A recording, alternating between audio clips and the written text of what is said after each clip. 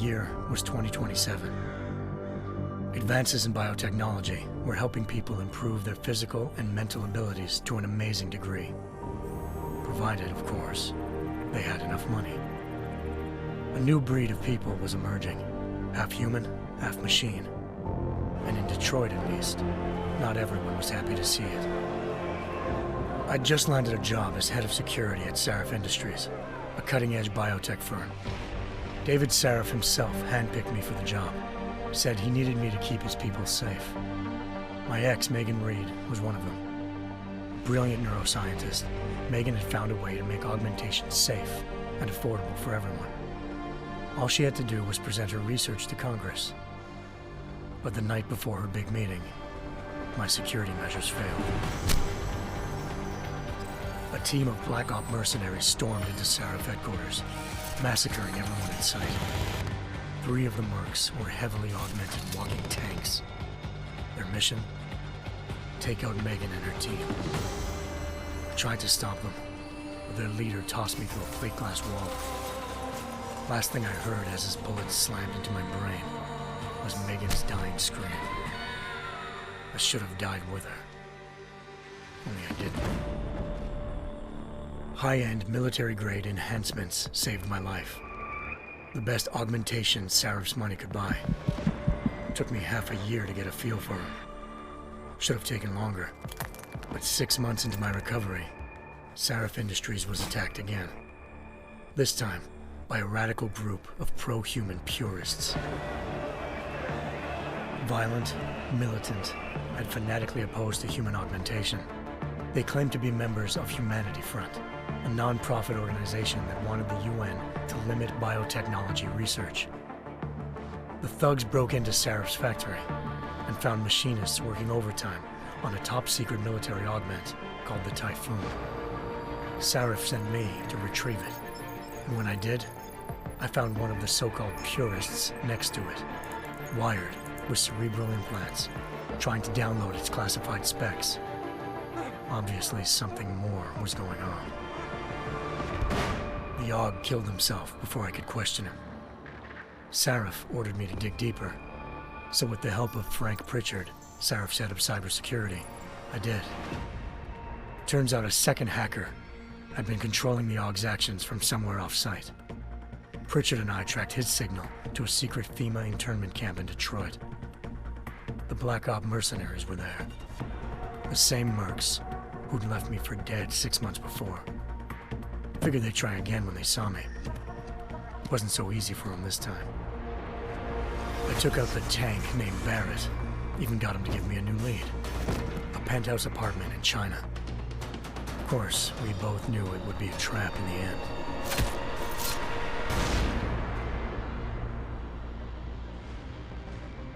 Hengsha Island, China. Home to a city so crowded, they had to build a second city on top of it. Trying to find clues in Hengsha wouldn't be easy. Lucky for me, I wasn't alone. Farida Malik, Sarif Industries' ace pilot, had lived in Hengsha before. A good person to have on your side. She knew enough about the place to get me around. Malik dropped me in the lower city, close to the penthouse Barrett had told me about. Bell Tower Associates, a private security firm under contract to the Chinese government, had agents tossing the suite when I arrived. Just not for the reason I'd been expecting.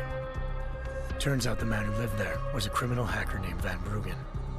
The same hacker who'd been remotely controlling the AUG in Sarif's factory. Van Bruggen's panicked decision to force the man to commit suicide had been a mistake. Now his mercenary partners were gunning for him, and I needed to find him before they did. Locating Van Bruggen meant playing nice with the Triads, Hengsha's organized crime lords. They had the hacker holed up inside a low-rent capsule hotel. By the time I found him, Van Bruggen had no qualms giving up the woman who hired him.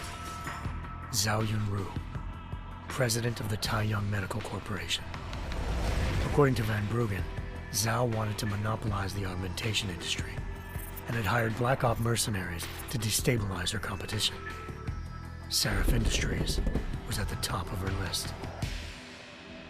To prove this, I needed to get inside TYM and grab a surveillance hologram off a server. I suspected Van Bruggen was hiding something when he told me this, but nothing could have prepared me for what I saw. Megan wasn't dead. She and her 4 best researchers had been kidnapped, spirited away somewhere while their kidnappers made it look like they were dead. Desperate to learn more, I confronted Zhao in her penthouse. She claimed to be a pawn in a bigger plan, and hinted at a group so powerful it controlled global interests at a whim. Then she slipped into a panic room and hit the alarm, forcing me to make a very quick exit. I figured Zhao was lying, but part of her confession made sense. David Sarif had been worried about his people. So worried, he'd required all of them to have subdermal locator devices surgically implanted. The GPLs would have been broadcasting the day of the attack. But Zhao said a single call to Picus, the world's leader in global 24-hour satellite news, had turned those signals off. I needed to fly to Picus headquarters in Montreal if I wanted to learn more.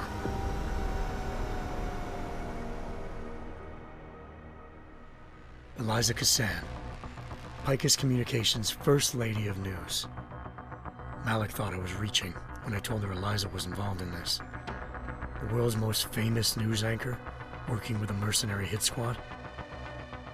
But when I confronted Cassan in her office, she freely admitted to jamming Detroit's satellites the night Megan's team had been taken. Said she's just been following her commands. I suspected she wanted to say more. But Black Op mercenaries showed up looking to shut us both down. And just like that, the Eliza I'd been talking to disappeared. The Mercs were led by an augmented killer I'd crossed paths with twice before, Fedorova, a woman who'd made silence her best friend. She waited for me to track Eliza's transmission to a secret server room underneath the Picus complex, then jumped me from behind. A deadly fight ensued. I made sure she never moved silently again. With Fedorova down and no one left to keep Eliza quiet, she reappeared. Turns out Picus's First Lady of News wasn't a lady at all. She was a sophisticated AI program, engineered to monitor data streams and control what people believed. Eliza told me the Mercs had brought in a Humanity Front doctor named Isaiah Sandoval to remove the scientist's implanted tracking devices while Detroit's satellites were down.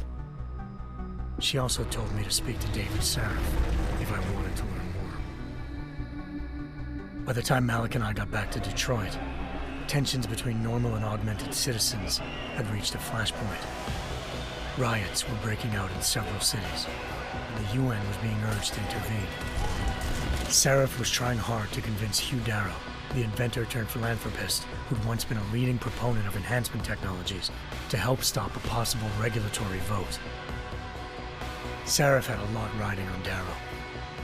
Megan's discovery would have given millions of people the chance to evolve beyond their normal human abilities, and at the same time catapulted Sarif Industries to the top of the Fortune 500. According to Sarif, Megan's kidnappers knew this, and didn't want people evolving unless they controlled how it was done. He called his enemies Illuminati, and urged me to keep searching. Determined to do so, I tracked down Sandoval via America's most outspoken augmentation opponent, Bill Taggart, Sandoval's boss and founder of Humanity Front. Sandoval admitted to operating on Megan's team when I confronted him, but said he hadn't removed their GPLs. He'd merely switched them to a different frequency. Pritchard was able to trace one of the signals to China. Malik and I immediately took off in pursuit. Unfortunately, the Illuminati were one step ahead.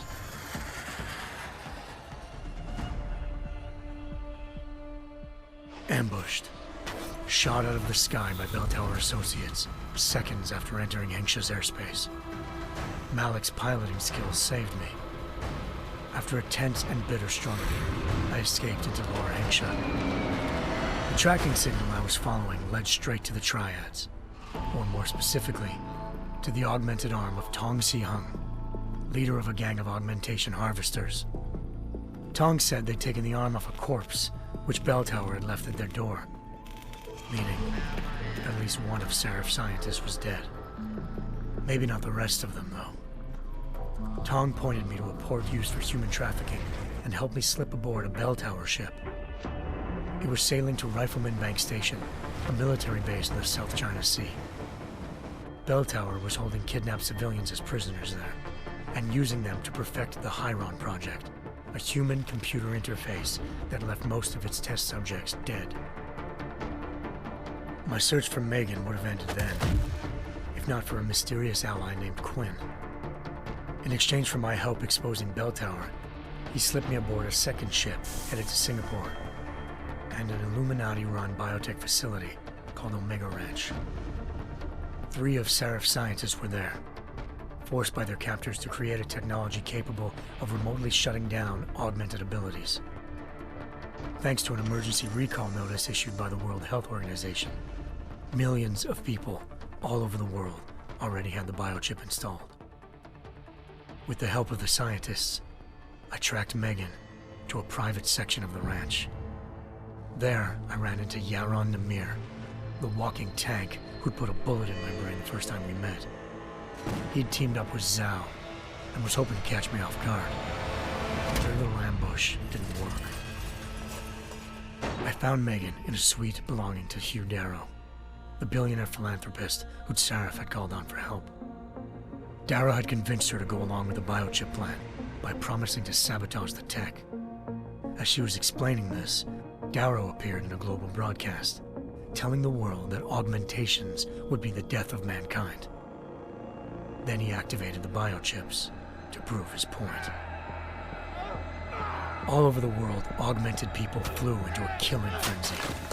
Darrow had betrayed everyone, and it was up to me to set things right. To do it, I had to reach Panchaea, a massive installation in the Arctic Ocean. As I raced through corridors built by an all-augmented workforce, I saw death and destruction firsthand. By the time I shut down Darrow's broadcast, I knew the damage he'd done. Still, humanity's future remained unclear. How would the world react to this sabotage? Would people ever regain their faith in augmentations again? What would be the Illuminati's next move? Only time could give us the answers.